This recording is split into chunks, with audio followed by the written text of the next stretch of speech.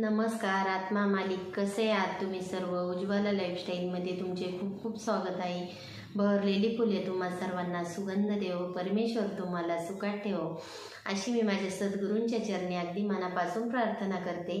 आणि आजच्या व्हिडिओला सुरुवात करणार आहे. चला तर आता जी येणारी पौर्णिमा आहे ती येणार आहे गुरुपौर्णिमा. तर आपण गुरूंबद्दलचीच माहिती आजच्या व्हिडिओत जाणून घेणार आहोत, जेणेकरून जे जे भाविक गुरु करायचे राहिले असतील तर त्यांना जर गुरूंचे महत्त्व जर कळले तर ते अवश्य गुरु करतील आणि त्यांनी अवश्य गुरु करावे. त्यासाठीच मी आजचा व्हिडिओ आहे तो गुरूंबद्दलचा घेऊन आलेले आहे. गुरु हे आपल्या जीवनात खूप महत्त्वाचे असतात. त्यासाठी प्रत्येकाने गुरु हे केले पाहिजे. तुम्ही जर गुरूंवर अगदी मनापासून प्रेम केले तर गुरु पण तुमच्यावर मनापासून प्रेम करतील. प्रत्येकाने गुरु केले पाहिजे. गुरूंनी दिलेल्या नाममंत्राचा जप केला पाहिजे, जास्तीत जास्त ध्यान केले पाहिजे. तुम्ही कोणत्याही देवांना गुरु करा, पण गुरु हा केलाच पाहिजे. जे जे गुरु करायचे राहिले असतील त्यांनी आता जी येणारी पौर्णिमा आहे ती आहे गुरुपौर्णिमा. तर गुरुपौर्णिमेच्या दिवशी तुम्ही गुरु पण करू शकता, गुरूंच्या दर्शनाला पण जाऊ शकता. तुमचे जर अगदी मनापासून गुरूंवर प्रेम असेल, गुरूंविषयी मनात श्रद्धा असेल तर तुमचे गुरु जरी तुमच्यापासून लांब असले तर ते मनातून तुमच्या जवळच आहे असे समजावे. परमेश्वर जरी आपल्यापासून लांब असला पण अंतःकरणापासून जर आपण परमेश्वराचे नामस्मरण केले, ध्यान केले तर परमेश्वर आपल्याला अनुभव प्रचिती दिल्याशिवाय राहत नाही. गुरु हा कुंभार आहे, शिष्य मातीचा घडा आहे. कुंभार घड्याला आतून हात देतो, बाहेर थापटत असतो. तसे गुरु पण बाहेरून खूप कठोर असतात, पण अंतःकरणापासून गुरु हे तसाच गुरु बाहेरून कठोर वागला तरी आतून शिष्याला तो आधार देत असतो. म्हणून म्हटले जाते गुरुसारखा दाता नाही आणि गुरुसारखे ज्ञान देणाराही कोणी नाही. गुरूंच्या शिकवणुकीचे स्मरण हेच गुरुनाम स्मरण होय. म्हणून म्हटले जाते गुरुशिवाय ज्ञान नाही, गुरुशिवाय मोक्ष नाही आणि सत्याचा साक्षात्कार पण गुरुशिवाय होणार नाही. गुरु हे चंद्रासारखे आहे, शिष्याने चकोर व्हायला हवे. चकोर जसा आर्ततेने चंद्राकडे बघतो तसे आपण गुरूंकडे पाहायला हवे. त्यांनी जे केलेले मार्गदर्शन आहे ते पण आपण समजून घेतले पाहिजे. खरं ध्यान कशात आहे तर खरं ध्यान गुरुच्या रूपात आहे, गुरुच्या नामस्मरणात आहे, गुरुच्या ध्यानामध्ये आहे. आणि गुरुचरणांची पूजा हीच खरी पूजा आहे. आणि सद्गुरूंनी दिलेला जो मंत्र आहे तोच खरा नाममंत्र आहे.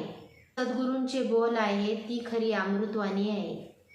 संत कबीर सांगतात, भ्रमाचा त्याग कर, लहान मुले जसे आवडीने दूध पिते तसे सद्गुरूच्या उपदेशाचे दूध पी. अहंकार सोड व गुरुचे चरण धर, म्हणजे मग यमाच्या त्रासातून तू सुटशील. यम यातना देईल व पुन्हा पुन्हा मृत्यूलोकी पाठवील. त्यातून सुटण्यासाठी गुरुलाच शरण जा. त्यासाठी आपण गुरु करणे हे खूप महत्त्वाचे असते. नाही, गुरुशिवाय या जीवनाचे कल्याणही होत नाही आणि गुरुशिवाय जीवनाचे सार्थकही होत नाही. असे एवढे छान उदाहरण कबीरांनी गुरूंबद्दल दिलेले आहे. कबीर म्हणतात, जो शिष्य गुरुच्या आज्ञेचे पालन करील तो जन्ममरणाच्या फेऱ्यातून लवकर सुटेल. म्हणून आत्मज्ञान, सत्संग, भक्ती, श्रद्धा ही मनापासून पाहिजे आणि गुरूंवर मनापासून श्रद्धा असावी.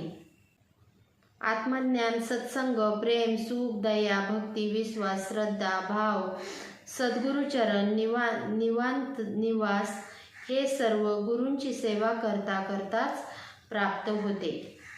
गुरु करणे हे जीवनात खूप महत्त्वाचे आहे.